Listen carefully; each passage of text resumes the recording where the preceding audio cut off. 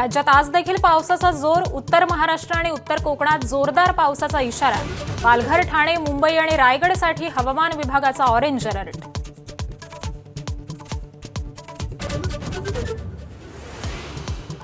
नाशिकच्या गोदावरी नदीनं धोक्याची पातळी ओलांडली. दुतोंड्या मारुती पूर्णपणे पाण्याखाली. रामकुंड परिसरातील दुकानांमध्ये पुराचं पाणी, तर नाशिकला अतिमुसळधारेचा इशारा.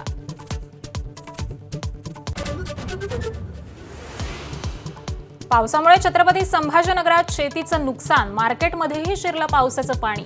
तर जायकवाडी धरणातून गोदावरी पात्रात जवळपास 2 लाख क्युसेकनं विसर्ग सुरू. मराठवाड्यात पावसाचा जोर ओसरला तरी पूरस्थिती कायम. धाराशिव, बीड, जालना, परभणी, नांदेड पुराच्या विळख्यात.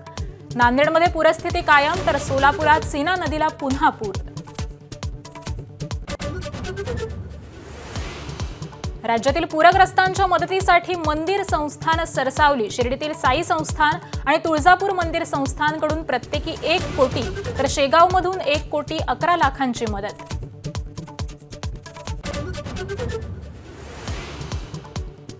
दोन्ही शिवसेनेच्या दसरा मेळाव्यावर पावसाचं सावट. पाऊस असेल तरीही मेळावा शिवाजी पार्कातच घेण्यावर ठाकरे सेना ठाम.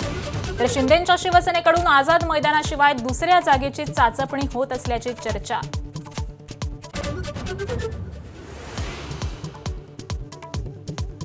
ठाकरे सेनेनं दसरा मेळाव्याला लागणारा खर्च पूरग्रस्तांना मदत म्हणून द्यावा, भाजपची मागणी.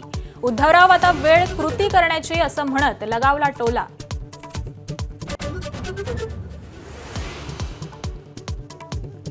राहुल गांधींच्या छातीत गोळी घालू. टीव्हीवरील चर्चेदरम्यान केरळमधील भाजप प्रवक्ते प्रिंटू महादेवन यांची धमकी.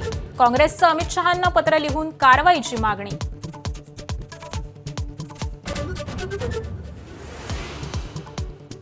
आशिया चषकावर भारतानं नाव कोरलं. भारताचा पाकिस्तानवर 5 विकेट्सनं विजय. तिलक वर्माचं धडाकेबाज अर्धशतक, तर तिलक वर्मा आणि शिवम दुबेची अभेद्य खेळी.